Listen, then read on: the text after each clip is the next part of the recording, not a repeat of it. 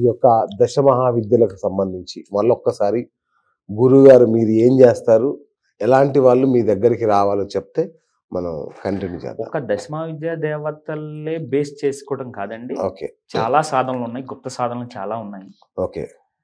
మనకి ప్రాచుర్యంలో ఇప్పుడు దశమ విద్యా దేవతలను తీసుకొచ్చారు కాబట్టి మీరందరూ ఆ దశమ విద్యా దేవతల గురించే మాట్లాడుతున్నారు. తెలియని దేవతలు చాలా ఉన్నాయి. ఓకే.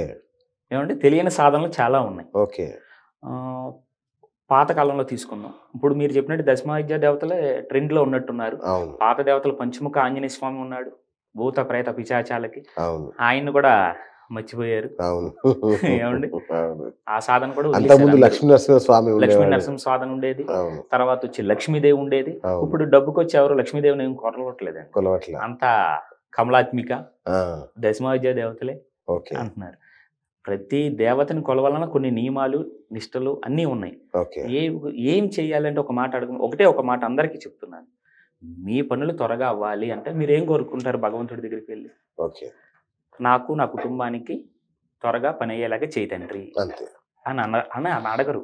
నా కుటుంబానికి ఏ లోటు లేకుండా చెయ్యండి అని అడగాలి. కానీ అందరూ ఏమని అడుగుతారు? మీరేమో అడుగుతారు చెప్పండి ఒకసారి? భగవంతుడిని ఇవ్వు అంటాను. ఇవ్వు, నా పని అయ్యేలాగా చూడు తండ్రి అంటారు. ఇవ్వని కూడా అడగరు.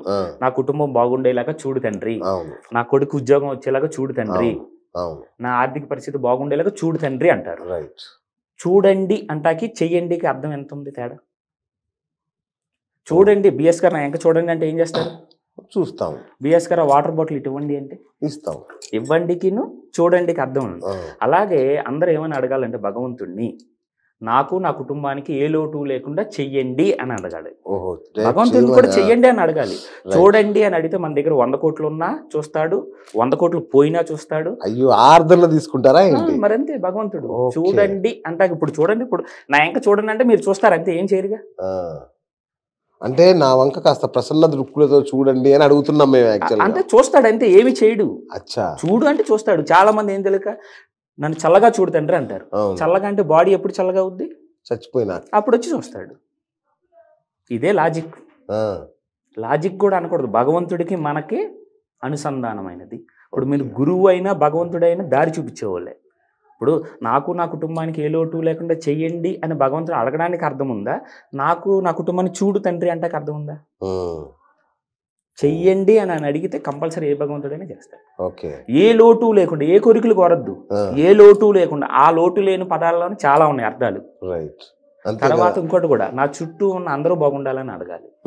ఎందుకు అంటే ఆ చుట్టూ మన చుట్టూ ఉన్న వాళ్ళు ఎవరైనా అవనివ్వండి, అందరూ బాగుంటేనే మనం బాగుంటాం. ఎందుకంటే ఆ పదం డైలీ భగవంతుడి దగ్గరికి ఏమీ అడగద్దు. నా కొడుకు ఉద్యోగం రావాలి, లేకపోతే నా కూతురికి పెళ్లి అవ్వాలి, నాకు ఆర్థిక పరిస్థితి ఏమి అడగదు. నాకు నా కుటుంబానికి ఏ లోటు లేకుండా చెయ్యి, నా చుట్టూ అందరూ బాగుండేలాగా చెయ్యి. ఈ 2 పదాలు అడిగితే ఆటోమేటిక్గా మిమ్మల్ని ఒక తాంత్రికుల్లా చూడాలా, ఒక మాంత్రికుల్లా చూడాలా, లేదంటే ఒక గురూజీనా, పూజారియా? అసలు అంటే జనంలో ఒక సందేహం. మీరు చెప్పిన ప్రశ్న ప్రకారం అయితే బాగానే ఉంది. నేనైతే మాత్రం అమ్మవారి సాధకుడిని మాత్రమే. ఏమంటే నేను చేసే పూజలు ఏంటంటే హవనం చేస్తూ ఉంటా.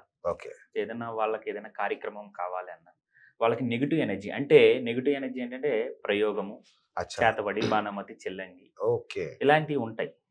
లేవు అనేది మాత్రం లేదు. లేవు అని మీరు మళ్ళీ నన్ను ఎదురు ప్రశ్న వేసిన, మన భారత రామాయణ యుద్ధంలో మరి లక్ష్మణుడు మూర్ఛపోతాడుగా. ఎలా మూర్చిపోతాడు? అది మాయా ప్రయోగమే కదా.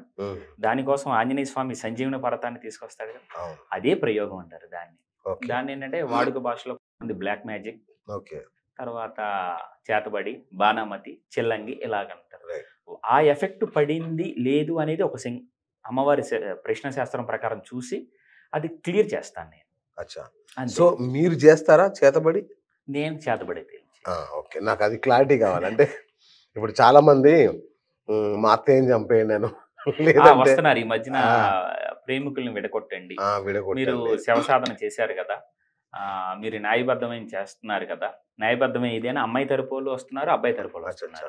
విడగొట్టడానికి బ్రహ్మ రాసిన రాతని విడగొట్టడం మనకి ఎవరి వల్ల సాధ్యం? అది న్యాయబద్ధం అయితే మనం విడగొట్టక్కల, గవర్నమెంట్, పోలీసులు, సెక్టర్ వాళ్ళే చూసుకోవాలి. దాంట్లో ఏంటంటే కరెక్ట్ ఉందా లేదా ధర్మబద్ధమా కాదా? ధర్మబద్ధమైందా లేదా చెక్ చేసినా కూడా నన్ను కొంతమంది ఇబ్బంది పెడుతున్నారు ఈ మధ్యకాలంలో. వచ్చి ఇది ధర్మబద్ధమే విడగొట్టండి, ధర్మబద్ధమే విడగొట్టండి.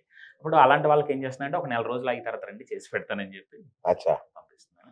ఎక్కువ ఏంటంటే నెగిటివ్ ఎనర్జీలు మాత్రమే క్లియర్ చేస్తా ఉంటాను.